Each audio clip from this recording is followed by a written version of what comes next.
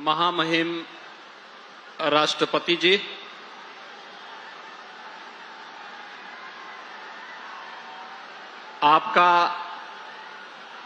आपकी ही जन्मभूमि पर मैं प्रदेशवासियों की ओर से हृदय से स्वागत करता हूं, अभिनंदन करता हूं।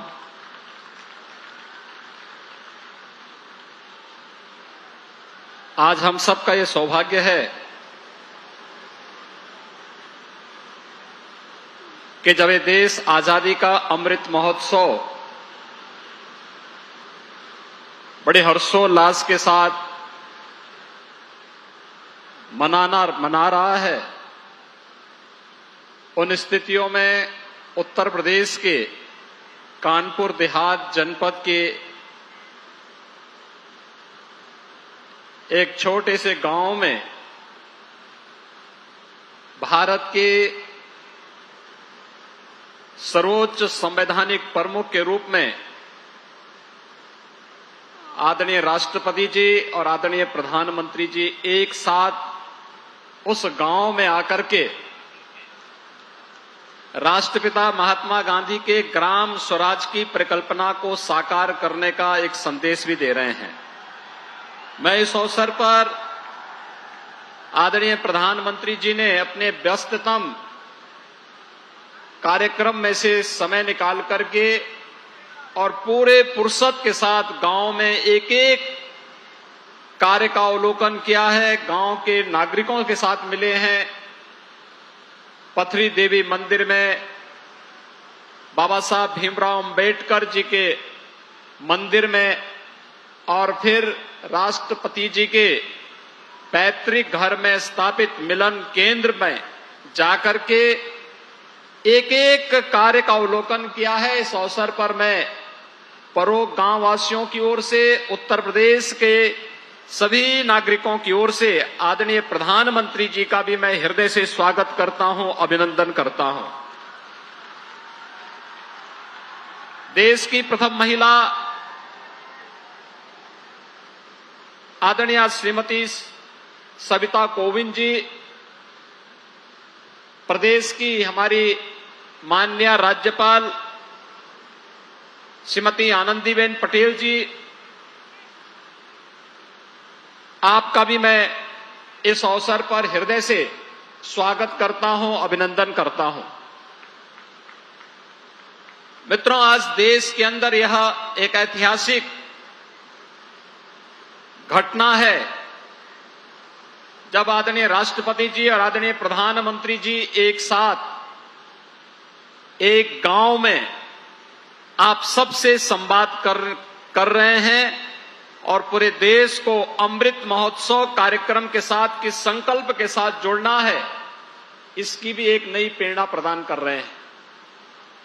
अभी इससे पहले आदरणीय प्रधानमंत्री जी लखनऊ में उत्तर प्रदेश के विकास को आगे बढ़ाने के लिए 80,000 करोड़ रुपए के औद्योगिक विकास के कार्यक्रम का वहां पर शुभारंभ करके उसका उद्घाटन करने के बाद आदरणीय प्रधानमंत्री जी बिना रुके सीधे कानपुर देहात के इस गांव में यहां पर उपस्थित हुए हैं और इस भीषण गर्मी में गांव की एक एक गतिविधि का बहुत बारीकी से उन्होंने अवलोकन किया है। यह हम सबके लिए अत्यंत प्रेरणादायी है। पूरे देशवासियों के लिए आज पूरा देश विगत 8 वर्षों से जिस यशस्वी नेतृत्व में आगे बढ़ रहा है, आज देश में हर एक क्षेत्र में परिवर्तन देखने को मिल रहा है और उसी परिवर्तन का असर है कि परोग गांव आज आदर्श गांव बन गया है। परोग गांव एक प्रेरणा गांव बन गया है। परोग गांव एक डिजिटल गांव बन चुका है। परोग गांव 2 अमृत सरोवर बनाने वाला गांव बन चुका है और हर प्रकार की वह बुनियादी सुविधा ऑपरेशन कायाकल्प में यहां के बेसिक शिक्षा परिषद के स्कूल का, इस ग्राम पंचायत में 3 परिषदीय विद्यालय हैं एक जूनियर हाई स्कूल है, एक इंटर कॉलेज है, और ये सभी गतिविधियां आज ग्राम पंचायत की अपनी सामुदायिक भवन भी है, ग्राम पंचायत में अपनी कृषि मंडी भी है, ग्राम पंचायत अपनी हरेक उस गतिविधि के साथ आगे बढ़ता हुआ दिखाई। स्वयं महिला स्वयंसेवी समूह गांव में काम कर रहा है, अपने आप में एक आदर्श प्रेरणा का गांव बन चुका है। और आदरणीय राष्ट्रपति जी और प्रधानमंत्री जी का एक साथ इस गांव में आगमन बहुत कुछ संदेश दे रहा है। यह हम सबका सौभाग्य है कि देश के सर्वोच्च संवैधानिक पद पर आदरणीय राष्ट्रपति जी इसी गांव में जन्म लिए, यहीं से पले बढ़े, आगे बढ़े, और यह हम सबका सौभाग्य है कि आदरणीय प्रधानमंत्री जी अविनाशी काशी के सांसद के रूप में देश की संसद में भी प्रतिनिधित्व करते हैं और पूरे देश को नेतृत्व देने के साथ साथ पूरी दुनिया के सामने एक सशक्त भारत की तस्वीर किस रूप में प्रस्तुत करना है, यह विगत 8 वर्षों के अंदर हम सब ने देखा है। और भाइयों बहनों, काशी के साथ साथ उत्तर प्रदेश का समग्र विकास कैसे होना है, आज जो कुछ भी हम उत्तर प्रदेश के अंदर करने में सफल हैं, इसके पीछे आदरणीय प्रधानमंत्री जी का मार्गदर्शन और नेतृत्व ही हम सबका सबसे बड़ा संबल है, जिसके कारण आज उत्तर प्रदेश बीमारू राज्य की उस श्रृंखला से ऊपर उठ करके आज एक स्वावलंबी और समर्थ प्रदेश बनने की ओर अग्रसर हुआ है। मैं इस अवसर पर आदरणीय प्रधानमंत्री जी का कानपुर देहात के आदरणीय राष्ट्रपति जी के इस पैतृक गांव में उत्तर प्रदेश के नागरिकों की ओर से, कानपुर देहात जनपद की ओर से, आप सभी नागरिकों की ओर से, भाइयों बहनों की ओर से हृदय से स्वागत करता हूं, अभिनंदन करता हूं। भाइयों बहनों, आज मंच पर हमारे यहां पर केंद्रीय मंत्री श्री भानु प्रताप वर्मा जी, उत्तर प्रदेश सरकार में मेरे सहयोगी मंत्री श्री राकेश सचान जी, उत्तर प्रदेश सरकार में राज्य मंत्री और इसी विधानसभा क्षेत्र के विधायक श्री अजीत पाल जी, कानपुर देहात से ही विधायक श्रीमती प्रतिभा शुक्ला जी,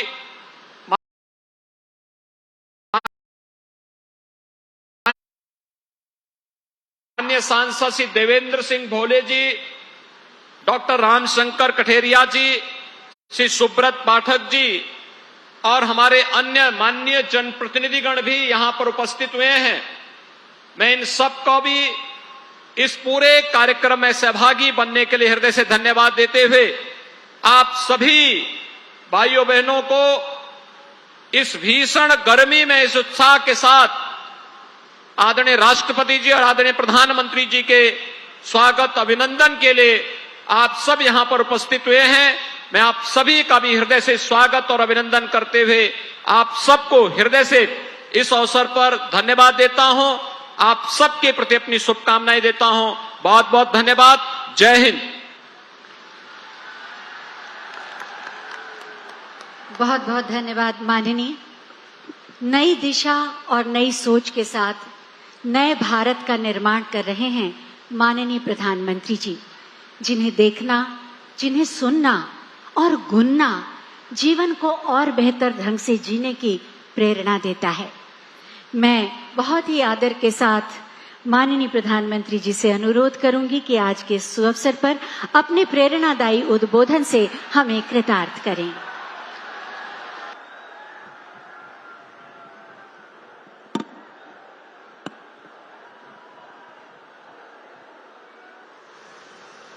नमस्कार।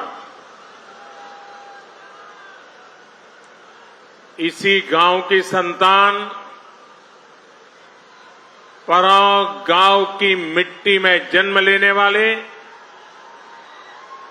देश के राष्ट्रपति आदरणीय रामनाथ कोविंद जी, आदरणीय श्रीमती सविता कोविंद जी, उत्तर प्रदेश की राज्यपाल श्रीमती आनंदीबेन पटेल, उत्तर प्रदेश के लोकप्रिय मुख्यमंत्री योगी आदित्यनाथ जी, मंच पर विराजमान मंत्रिपरिषद के मेरे साथी, उत्तर प्रदेश मंत्रिपरिषद के मंत्रीगण, सांसदगण, विधायकगण और विशाल संख्या में पधारे आए मेरे प्यारे भाई और बहनों, राष्ट्रपति जी ने जब मुझे कहा था कि मुझे यहां आना है, तभी से मैं आपके पास आकर के गांव वालों से मिलने का इंतजार कर रहा था। आज यहां आकर वाकई मन को बड़ा सुकून मिला, बहुत अच्छा लगा।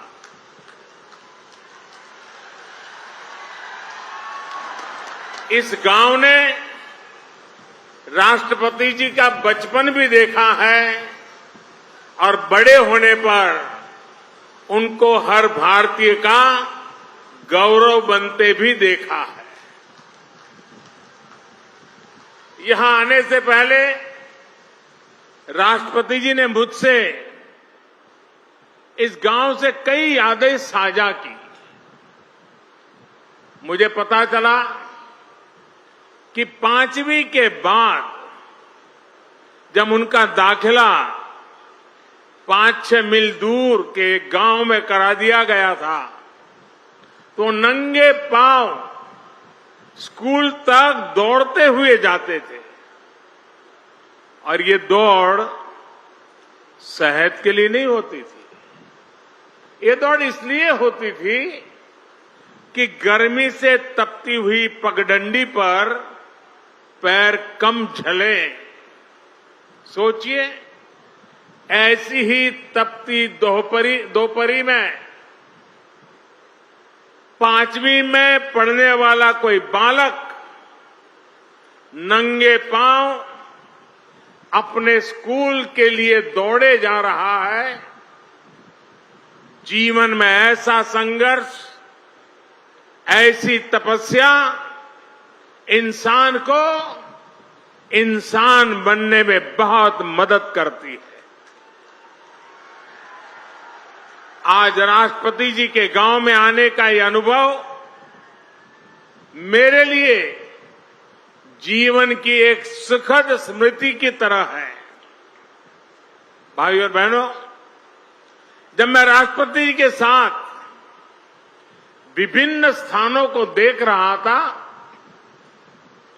तो मैंने परोक्ष में भारतीय गांव की कई आदर्श छवियों को महसूस किया।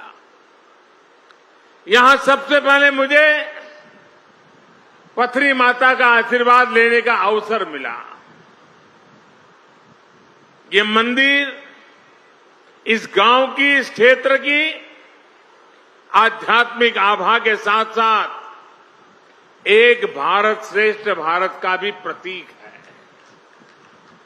और मैं कह सकता हूं कि ऐसा मंदिर है जहां देवभक्ति भी है, देशभक्ति भी है। और मैं देशभक्ति इसलिए कह रहा हूं कि राष्ट्रपति जी के पिताजी की सोच को मैं प्रणाम करता हूं, उनकी कल्पना शक्ति को प्रणाम करता हूं।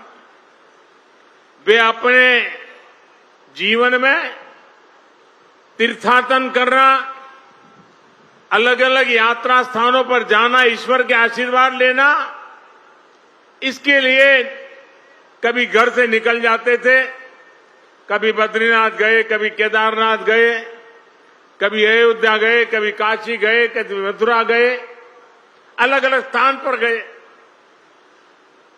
उस समय की उनकी आर्थिक स्थिति ऐसी नहीं थी कि गांव के सबके लिए वहां से कोई प्रसाद ले आए, पूरे गांव को कुछ बांट सके।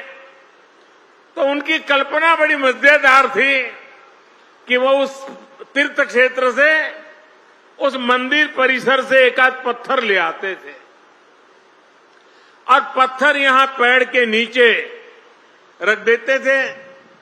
और उस पवित्र स्थान से पत्थर आया है, हिंदुस्तान के कोने कोने से पत्थर आया है, इसके प्रति एक भाव जग जाता था और गांव वालों ने उसे मंदिर के रूप में पूजा की कि फलाने इलाके का पत्थर है, उस फलाने मंदिर के इलाके का पत्थर है, ये फलानी नदी के पास का पत्थर है। इसलिए मैं कहता हूं कि इसमें देव भक्ति भी है और देशभक्ति भी है। राष्ट्रपति जी के पिताजी इस मंदिर में पूजा किया करते थे।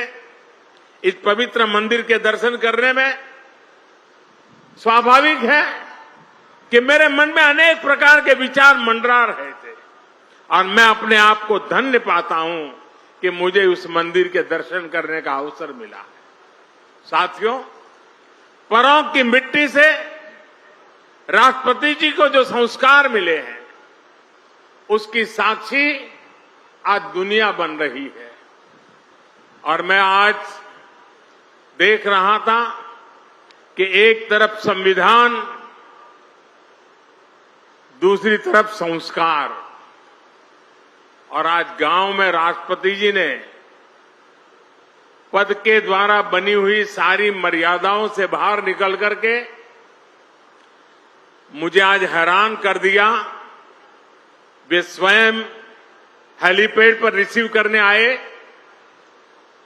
मैं बड़ी शर्मिंदगी महसूस कर रहा था कि वो उनके मार्गदर्शन में हम काम कर रहे हैं।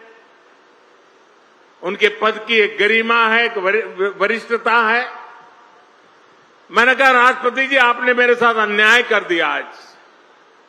तो उन्होंने सहज रूप से कहा कि संविधान की मर्यादाओं का पालन तो मैं करता हूं, लेकिन कभी कभी संस्कार की भी अपनी ताकत होती है। आज आप मेरे गांव में आए हैं, मैं यहां पर अतिथि का सत्कार करने के लिए आया हूं। मैं राष्ट्रपति के रूप में नहीं आया हूं। मैं इस गांव के एक बच्चे के रूप में, जहां से जिंदगी शुरू हुई, उस गांव के नागरिक के रूप में मैं आज आपका स्वागत कर रहा हूं। अतिथि देवो भव के संस्कार भारत में किस प्रकार से हमारी रगों में पहुंचे हैं, उसका उत्तम उदाहरण आज राष्ट्रपति जी ने प्रस्तुत किया। मैं राष्ट्रपति जी को आदरपूर्वक प्रणाम करता हूं। राष्ट्रपति जी ने अपने पैतृक आवास को मिलन केंद्र के रूप में विकसित करने के लिए दे दिया था। आज वो विमर्श और ट्रेनिंग सेंटर के तौर पर महिला सशक्तिकरण को नई ताकत दे रहा है। उनके प्रयास से यहां अंबेडकर भवन के रूप में बाबा साहेब का आदर्शों को प्रेरणा केंद्र भी बनाया गया है। मुझे विश्वास है भविष्य में प्रमुख आपके सामूहिक प्रयासों से विकास के रास्ते पर और भी तेजी से आगे बढ़ेगा और देश के सामने ग्रामीण विकास का मॉडल पेश करेगा। साथियों, हम कहीं भी क्यों न पहुंच जाए, बड़े बड़े शहरों या दुनिया के किसी भी कोने में क्यों न बस जाए, अगर हमने अपने गांव को जिया है तो हमारा गांव हमारे भीतर से कभी नहीं निकलता है। वो हमारी रगों में बस जाता है, वो हमारी सोच में हमेशा रहता है। हम इसलिए कहते हैं कि भारत की आत्मा गांव में बसती है, क्योंकि गांव हमारी आत्माओं में बसता है।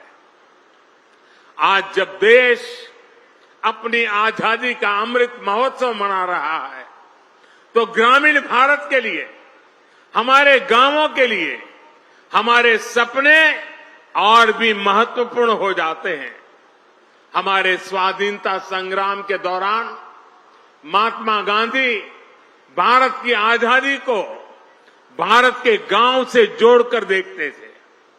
भारत का गांव यानी जहां आध्यात्म भी हो, आदर्श भी हो। भारत का गांव यानी जहां परंपराएं भी हो और प्रगतिशीलता भी हो। भारत का गांव यानी जहां संस्कार भी हो और सहकार भी हो, जहां ममता भी हो और समता भी हो। आज आजादी के अमृतकाल में ऐसे ही गांवों का पुनर्गठन, उनका पुनर्जागरण, ये हमारा कर्तव्य है। आज इसी संकल्प को लेकर देश गांव, गरीब, कृषि, किसान और पंचायती लोकतंत्र के विभिन्न आयामों में काम कर रहा है। आज भारत के गांव में सबसे तेज गति से सड़कें बन रही हैं। आज भारत के गांवों में तेज गति से ऑप्टिकल फाइबर बिछाया जा रहा है। आज भारत के गांवों में तेज गति से घर बन रहे हैं, एलईडी स्ट्रीट लाइटें लग रही हैं। शहरों के साथ साथ हमारे गांव में भी विकास के हर मार्ग पर कदम से कदम मिलाकर के चले, ये नए भारत की सोच भी है और नए भारत का संकल्प भी है। आप सोचिए, क्या किसी ने कल्पना की थी कि एक दिन खेती से जुड़े मुश्किल से मुश्किल काम अब ड्रोन के जरिए से भी होना शुरू हो जाएगा? लेकिन आज देश इस दिशा में आगे बढ़ रहा है। मुझे बताया गया है कि यहां इस गांव में भी 300 से ज्यादा लोगों को स्वामित्व के तहत घरौनी दी जा चुकी है, प्रॉपर्टी के कागज दिए जा चुके हैं। टेक्नोलॉजी के जरिए कैसे किसान की सुविधा और आमदनी दोनों बढ़े, इस दिशा में तेजी से काम किया जा रहा है। साथियों, हमारे गांवों के पास सबसे ज्यादा सामर्थ्य है, सबसे ज्यादा श्रम शक्ति है और सबसे ज्यादा समर्पण भी है। इसलिए भारत के गांवों का सशक्तिकरण हमारी सरकार की सर्वोच्च प्राथमिकताओं में से एक है। जनधन योजना हो, आवास योजना हो, उज्ज्वला के तहत मिला गैस कनेक्शन हो, हर घर जल अभियान हो, आयुष्मान भारत योजना हो, इन सभी का लाभ करोड़ों गांव वासियों को मिला है। गरीब कल्याण के लिए देश ने जिस गति से काम किया है वो अभूतपूर्व है। अब देश का एक लक्ष्य है हर योजना का 100% लाभ 100% लाभार्थियों तक पहुंचाना, यानी 100% सशक्तिकरण। न कोई भेदभाव, न कोई फर्क, यही तो सामाजिक न्याय है। समरसता और समानता का बाबा साहब का यही वो सपना था जिसे आधार बनाकर उन्होंने हमें हमारा संविधान दिया था। बाबा साहब का वो सपना आज पूरा हो रहा है। देश उस दिशा में आगे बढ़ रहा है। साथियों, आज का ये अवसर एक और बात के लिए बहुत ऐतिहासिक है और ये बात सभी के लिए नोट करने वाली है, क्योंकि ये देश के लोकतंत्र की ताकत, देश के गांव की ताकत को एक साथ दिखाती है। यहां इस मंच पर आदरणीय राष्ट्रपति जी, यूपी की राज्यपाल आनंदीबेन पटेल और मुख्यमंत्री योगी आदित्यनाथ जी उपस्थित हैं। मुझे भी अपने आप सब देशवासियों ने देश की सेवा के लिए इतना बड़ा दायित्व सौंपा है। हम चारों लोग किसी न किसी छोटे गांव या कस्बे से निकलकर यहां तक पहुंचे हैं। मेरा जन्म भी गुजरात के एक छोटे से कस्बे में हुआ था।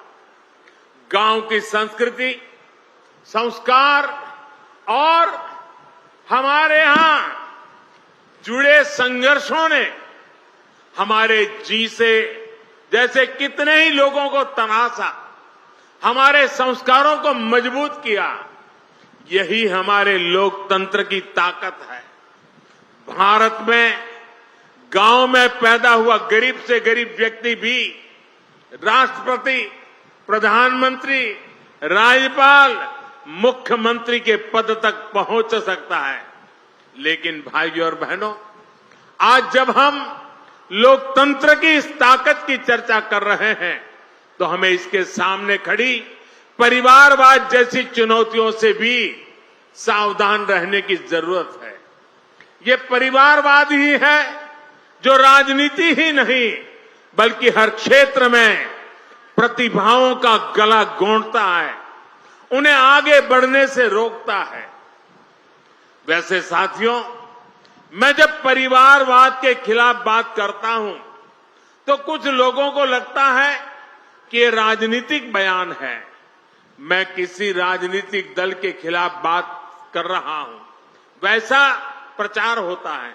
मैं देख रहा हूं कि जो लोग परिवारवाद की मेरी व्याख्या में सही बैठते हैं वो मुझसे भड़के हुए हैं, गुस्से में हैं।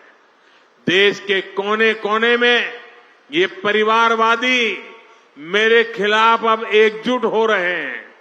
वो इस बात से भी नाराज है कि क्यों देश का युवा परिवारवाद के खिलाफ मोदी की बातों को इतना गंभीरता से ले रहा है। साथियों, मैं इन लोगों को कहना चाहता हूं कि मेरी बात का गलत अर्थ न निकाले। मेरी किसी राजनीतिक दल से या किसी व्यक्ति से कोई व्यक्तिगत नाराजगी नहीं है। मैं तो चाहता हूं कि देश में एक मजबूत विपक्ष हो, लोकतंत्र को समर्पित राजनीतिक पार्टियां हो। मैं तो चाहता हूं कि परिवारवाद के शिकंजे में फंसी पार्टियां खुद को इस बीमारी से मुक्त करें, खुद अपना इलाज करें, तभी भारत का लोकतंत्र मजबूत होगा। देश के युवाओं को राजनीति में आने का ज्यादा से ज्यादा अवसर मिलेगा। खैर, परिवारवादी पार्टियों से मैं कुछ ज्यादा ही उम्मीद कर रहा हूं, इसलिए मैं आपके बीच भी कहूंगा कि हमारी जिम्मेदारी है कि हम देश में परिवारवाद से जैसी बुराइयों को न पनपने दें। गांव के गरीब का बेटा, गांव के गरीब की बेटी भी राष्ट्रपति, प्रधानमंत्री बन सके, इसके लिए परिवारवादी पार्टियों को रोका जाना बहुत जरूरी है। साथियों, राष्ट्रपति जी के इस गांव में आज आकर के मैं उपहार स्वरूप कुछ मांगने आया हूं। मैं कुछ मांगना चाहता हूं। आपको लगेगा एक कैसा प्रधानमंत्री है, हमारे गांव में आया, लाया कुछ नहीं और मांग रहा है हमसे।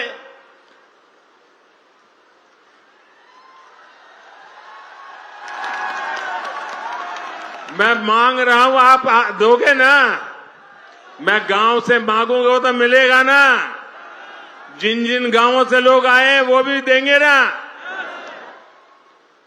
देखिए, आपने अपने गांव में इतना विकास किया है।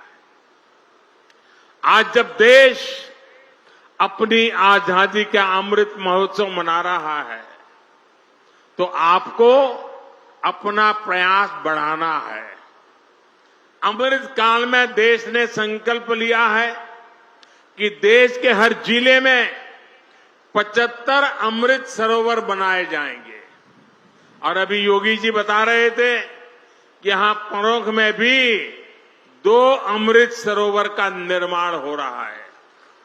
आपको इस अमृत सरोवर के निर्माण में मदद भी करनी है, कार सेवा भी करनी है और इसकी भव्यता भी बनाए रखनी है। मैं आपसे एक और बात भी मांगता हूं और मुझे विश्वास है कि आप ये मेरी मांग को भी पूरा करेंगे, और वो है प्राकृतिक खेती, नेचुरल फार्मिंग। परों गांव में ज्यादा से ज्यादा किसान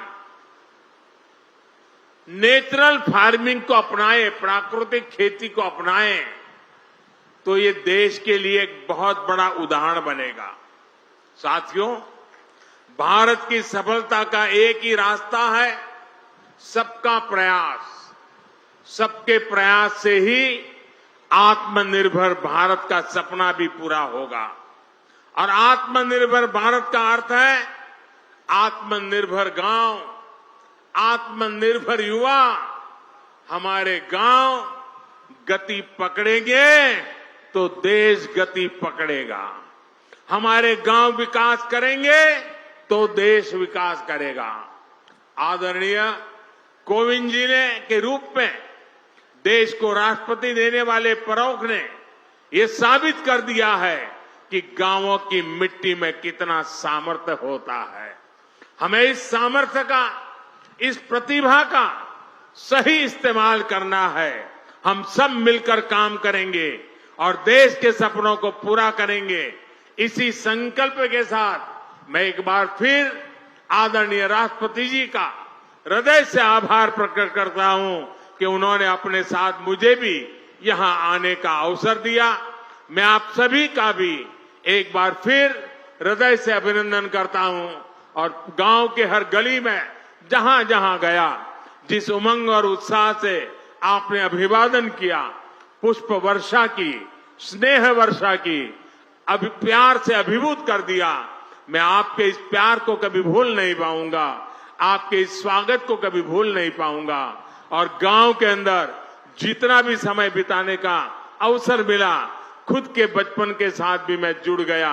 इसलिए भी मैं आप गांव वासियों का हृदय से अभिनंदन करते हुए मेरी वाणी को विराम देता हूं।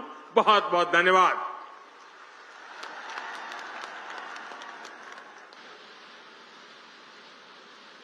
बहुत बहुत धन्यवाद माननीय प्रधानमंत्री जी, आपके प्रेरणादायी उद्बोधन के लिए।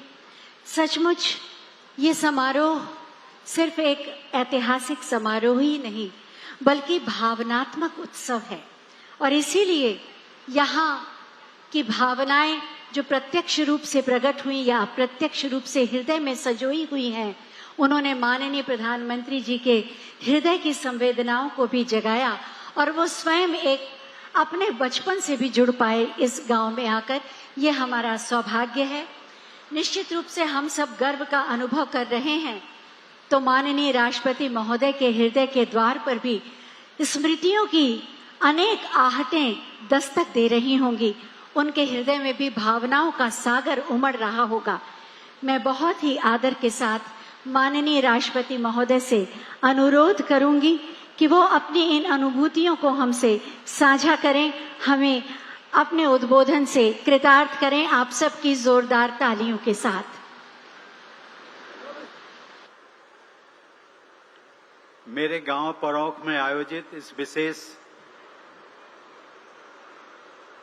जनसभा में प्रमुख रूप से उपस्थित भारत के प्रधानमंत्री श्री नरेंद्र मोदी जी, उत्तर प्रदेश की राज्यपाल श्रीमती आनंदीबेन पटेल जी, मुख्यमंत्री श्री योगी आदित्यनाथ जी, केंद्र सरकार में सूक्ष्म, लघु और मध्यम उद्यम राज्य मंत्री श्री भानु प्रताप सिंह वर्मा जी, उत्तर प्रदेश सरकार में सूक्ष्म, लघु और मध्यम उद्यम मंत्री श्री राकेश सचान जी, विज्ञान और प्रौद्योगिकी राज्य मंत्री श्री अजीत सिंह पाल जी, महिला कल्याण एवं बाल विकास राज्य मंत्री श्रीमती प्रतिभा शुक्ला जी, सांसदगण डॉक्टर रामशंकर कठेरिया जी, श्री देवेंद्र सिंह भोले जी तथा श्री सुब्रत पाठक जी, जिला परिषद की अध्यक्षा श्रीमती नीरज रानी जी, अन्य जनप्रतिनिधिगण, देवियों और सज्जनों, मुझे प्रसन्नता है कि मेरे निमंत्रण पर प्रधानमंत्री जी मेरे पैतृक गांव पधारे। इसके लिए प्रधानमंत्री जी मैं अपनी ओर से और यहां एकत्रित सभी लोगों की ओर से आपका हार्दिक स्वागत करता हूं। प्रधानमंत्री जी हमारे इस छोटे से गांव में जनता जनार्दन से मिलने के लिए यहां आए हैं, ये आपकी सहृदयता भी है और उदारता भी। आज न केवल मेरा गांव आपका ऋणी हो गया है बल्कि मेरा जिला भी अनुग्रहित हो गया है। प्रधानमंत्री जी, उत्तर प्रदेश तो हमारे लोकतंत्र की सर्वसमावेशी शक्ति के प्रति आपकी निष्ठा का उसी दिन कायल हो गया था जिस दिन इस राज्य के एक गरीब परिवार में जन्मे मुझ जैसे व्यक्ति को राष्ट्रपति पद की जिम्मेदारी देने की पहल आपके द्वारा की गई थी। उत्तर प्रदेश के लोगों को सदैव इस बात की टीस रहती थी कि इस राज्य ने देश को 9 प्रधानमंत्री दिए, लेकिन राष्ट्रपति एक बार भी नहीं। लेकिन आज उत्तर प्रदेश के लोगों को गर्व की अनुभूति होती है कि यहाँ के एक निवासी को पहली बार देश के सर्वोच्च संवैधानिक पद का उत्तरदायित्व प्रदान किया गया, और इसका श्रेय प्रधानमंत्री जी आपको जाता है। इसे मैं पूरे देश का सौभाग्य मानता हूं कि प्रत्येक नागरिक के जीवन को सरल व सुखमय बनाने के लिए प्रधानमंत्री जी सतत प्रयत्नशील रहते हैं। उन्होंने भारत माता की सेवा करने के अर्थ को नए आयाम दिए हैं। उन्होंने राष्ट्र सेवा और जन कल्याण की अवधारणा को नई सार्थकता प्रदान की है। बहनों और भाइयों, इस बात का मैं विशेष उल्लेख करना चाहूंगा कि यहाँ आप सबके बीच आने से पहले प्रधानमंत्री जी ने गांव का भ्रमण किया। उन्होंने माता पथरी देवी के मंदिर में पूजा अर्चना की, लेकिन वे बाबा साहब डॉक्टर आम्बेडकर की प्रतिमा पर पुष्पांजलि अर्पित करना और उनको सादर नमन करना नहीं भूले। इस प्रकार प्रधानमंत्री जी ने बाबा साहब के आधुनिक भारत के निर्माण के संकल्प के लिए अपनी प्रतिबद्धता व्यक्त की है। बाबा साहब ये मानते थे कि हमारे लोकतंत्र की जड़ें हमारे देश की प्राचीन परंपराओं से ही अपनी जीवनी शक्ति प्राप्त करती हैं। हम सभी जानते हैं कि भारतीय संस्कृति पर आधारित समावेशी तथा समरस समाज के निर्माण तथा गरीब, पिछड़े और वंचित वर्गों के उत्थान के प्रति बाबा साहब जीवन भर संघर्षरत रहे। उनके आदर्शों को जिस प्रकार प्रधानमंत्री जी ने कार्य रूप दिया है, वह हम सब के लिए अनुकरणीय भी है और अपने आप में एक मिसाल भी है। प्रधानमंत्री जी, आपको यह जानकर आश्चर्य होगा कि आज से लगभग 50-55 वर्ष पहले हमारे इस गांव में पहली बार किसी राष्ट्रीय स्तर के नेता का आगमन हुआ था, और वे नेता थे डॉक्टर राम मनोहर लोहिया जी। मुझे आज भी याद है कि मेरी ही तरह गांव के बहुत से लोगों ने पहली बार जीप देखी थी जिस पर लोहिया जी आए थे। इसलिए आज आपके यहाँ आगमन से मेरे गांव तथा आसपास के क्षेत्र के लोग एक दुर्लभ ऐतिहासिक घटना के साक्षी बन रहे हैं। भाइयों और बहनों, मैं जब भी यहाँ आया, अपने गांव में आता हूँ, तो सहज ही मैं यहाँ की माटी को अपने माथे से लगाता हूँ। शायद इस बात से सभी लोग सहमत होंगे कि प्रत्येक व्यक्ति के हृदय में, चाहे वह छोटा हो या बड़ा, साधारण हो या असाधारण, उसमें अपनी माँ और मातृभूमि के प्रति विशेष अनुराग व श्रद्धा का भाव जीवन पर्यंत बना रहता है। मातृ शक्ति के लिए यह विशेष अनुराग व आदर का भाव मैंने प्रधानमंत्री जी के जीवन में भी देखा है। मैं मानता हूँ कि आज मैं जो कुछ भी हूँ, जहाँ पर भी हूँ, वो शुभ चिंतकों की शुभेच्छाओं के साथ साथ अपनी मातृभूमि के आशीर्वाद के बल पर ही संभव हो सका है। मैं तो ये भी मानता हूँ कि मेरे इस गांव की मिट्टी की वो ताकत है और आप सबका प्रधानमंत्री जी के लिए अपार स्नेह है, जिसने प्रधानमंत्री जी को भी इस छोटे से गांव में बुला लिया। बहनों और भाइयों, मुझे बताया गया है कि इस गांव के और आसपास के क्षेत्र के निवासियों के हित में स्थानीय प्रशासन द्वारा अनेक जन सुविधाओं तथा कल्याणकारी कार्यों को संपन्न किया गया है। ऐसे जनहितैषी कार्यों के लिए मैं राज्य सरकार तथा स्थानीय प्रशासन की सराहना करता हूं। आज के इस कार्यक्रम को सफलतापूर्वक संपन्न करने में राज्य सरकार व स्थानीय प्रशासन के जिन लोगों ने निष्ठा के साथ प्रयास व परिश्रम किया है, उन सबके लिए भी मैं विशेष प्रशंसा व्यक्त करता हूं। अंत में प्रधानमंत्री जी की दृढ़ इच्छा शक्ति का मैं जरूर उल्लेख करना चाहता हूं। अभी हाल ही में अपनी जापान यात्रा के दौरान वहां बसे भारतीय समुदाय के लोगों को संबोधित करते हुए प्रधानमंत्री जी ने कहा था कि उन्हें मक्खन पर नहीं बल्कि पत्थर पर लकीर खींचना अच्छा लगता है। प्रधानमंत्री जी के चरित्र की यही दृढ़ता आज भारत की शक्ति को विश्व पटल पर नए रूप में स्थापित कर रही है।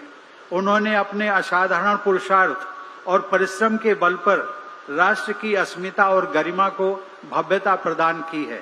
भारत माता के ऐसे सपूत पर हम सभी देशवासियों को गर्व है। प्रधानमंत्री जी, आप मेरे पैतृक गांव में पधारे, इसके लिए मैं एक बार फिर आपको हृदय से धन्यवाद देता हूं। आप सभी लोग इतने उत्साह के साथ इतनी बड़ी संख्या में प्रधानमंत्री जी को सुनने के लिए यहाँ आए, इसके लिए आप सबको भी बहुत बहुत धन्यवाद। जय हिंद।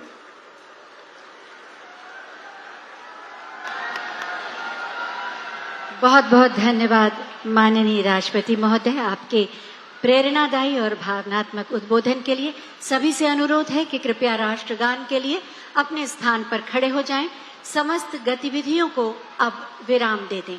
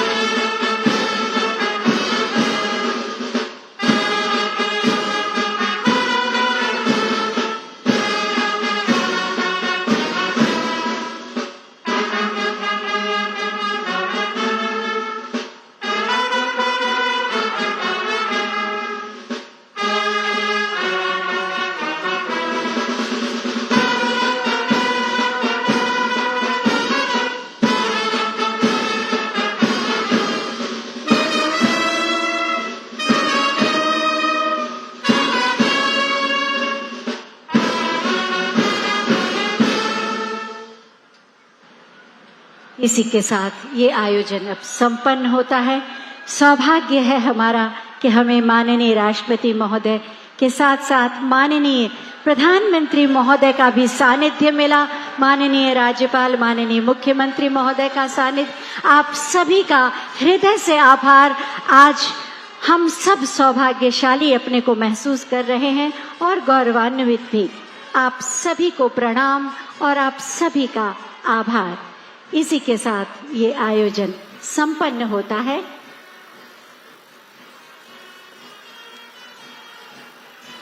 नवीन भावनाओं और संवेदनाओं के साथ हम विदा दे रहे हैं।